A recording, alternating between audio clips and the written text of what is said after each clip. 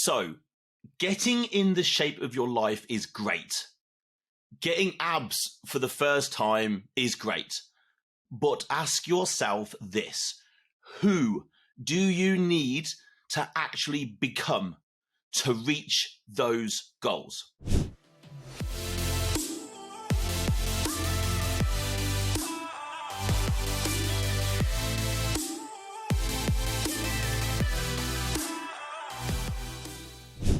Cool. So, welcome along. My name is Andy Naylor. I am founder and CEO of Naylor Body Design and, of course, host of the Optimal Alpha podcast. My guys, welcome back. Welcome along. We've got another cool show today. So today we are talking about not just what it is to achieve a goal, but I guess more who you're going to become, who you need to become. This is a very different perspective when looking at goal achievement. 3 topics today, okay? So we're going to look at the difference between the goal and who it will allow you to become, or even who you need to become to achieve the goal, okay? Then, of course, what does this actually mean for you? Like, what does this change of perspective mean for you? And then, what's it actually going to take to do that, okay? So let's dive straight in. So the difference between the goal and who it's going to allow you to become. Okay, so let's unpack this slightly. Getting abs is great. Like, it's cool. Everybody in, I would say, most of the fitness world aspire to have abs. It is a sign of success, isn't it? Being that lean is a degree of a sign of success, because it's showing that you have, well, think about it, right? It's showing that you have the traits required to get there. It's already showing it. So, but most think that getting the abs is the goal. Okay? And that's okay, because that kind of makes sense. Society places a huge amount of emphasis on our appearance. There's no way around that.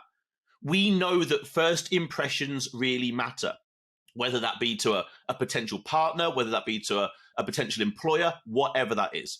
If we want to be successful and raise our status, and be under no illusion, everything we do is geared to raising our status in our world and society. Everything.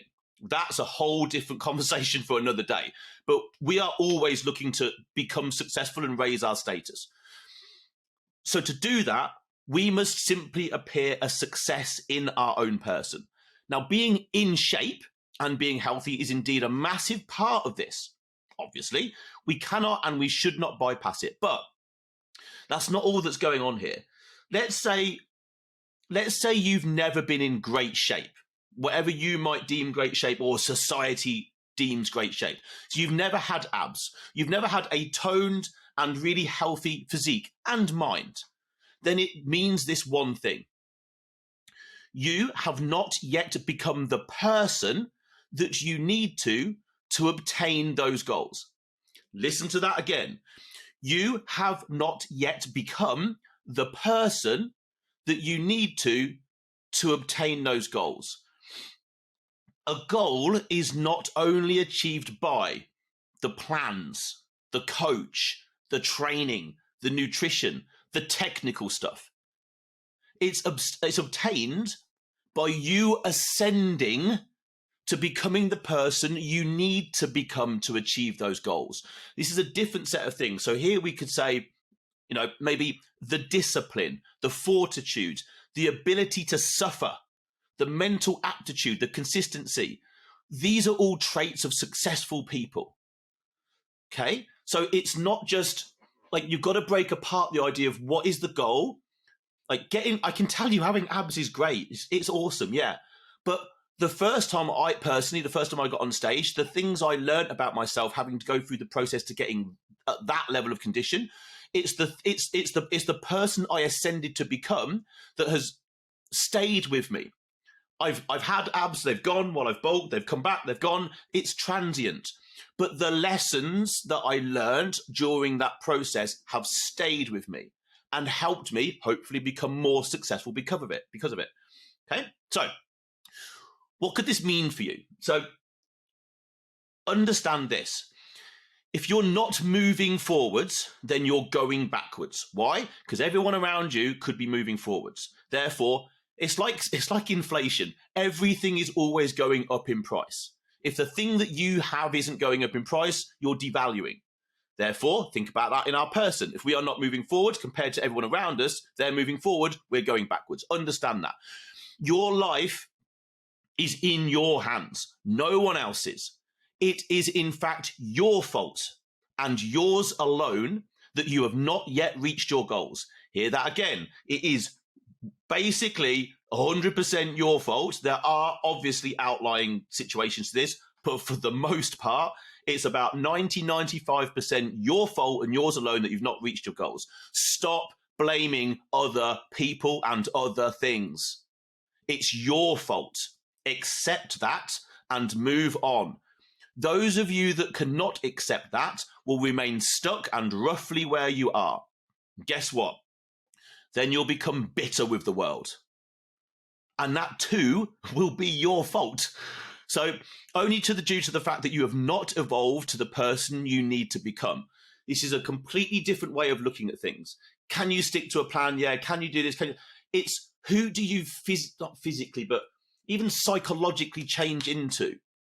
Like, let's imagine just for a second, you're someone who's 100 pounds overweight. The person who you are that got you to 100 pounds overweight, in other words, your decision-making processes, your self-care, all of these things, if you carry on doing that, you'll just stay at 100 pounds overweight or get worse.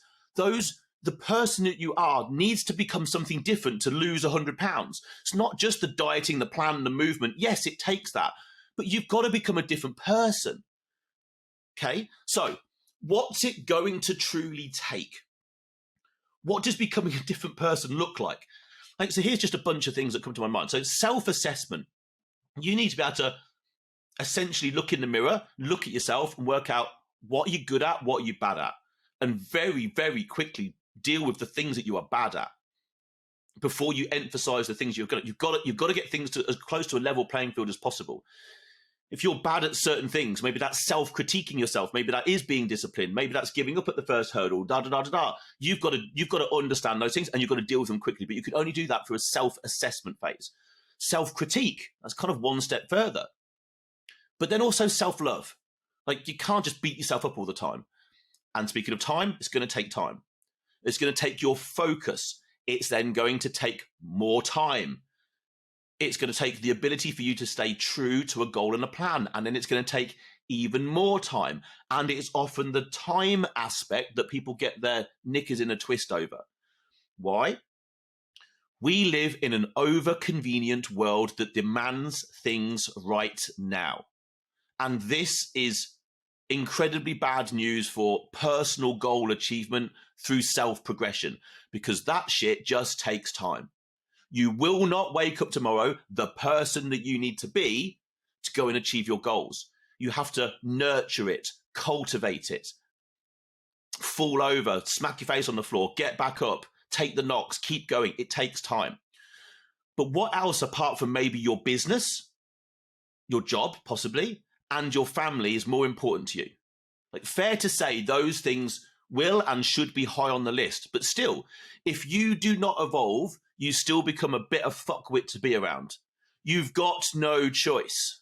Okay? You see, it's not selfish to look after yourself. It's selfless.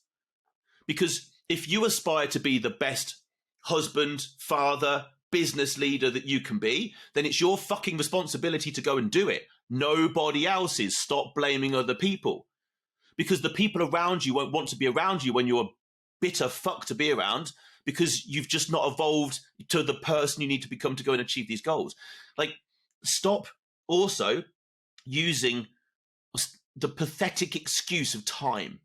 Like, it's the worst excuse humans have. Oh, I don't have the time to do something.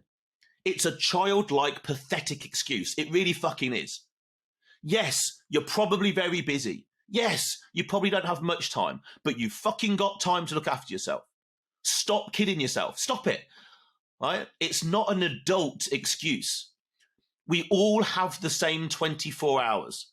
I know people with the same 24 hours as me who do far more in a day than I do, and probably far fucking more than you do.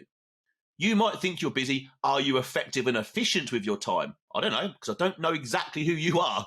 But the thing about time, the thing about when someone says they don't have enough time, they have the time. It's where they place their priorities. And maybe it's easy to place the priority of, I've worked hard today, I'm kicking back and I'm going to watch Netflix because I've fucking earned it. Really? Have you? Well, maybe that's time could be better spent elsewhere on trying to become the person you need to become to move forward. Start taking responsibility for yourself like a man. Stop with the pathetic excuses. Otherwise, one day, your gravestone will read, died early, full of regret. But he did have a good excuse. Now, that's a bit tongue-in-cheek, but fucking hell, how many people is that? A lot. Why?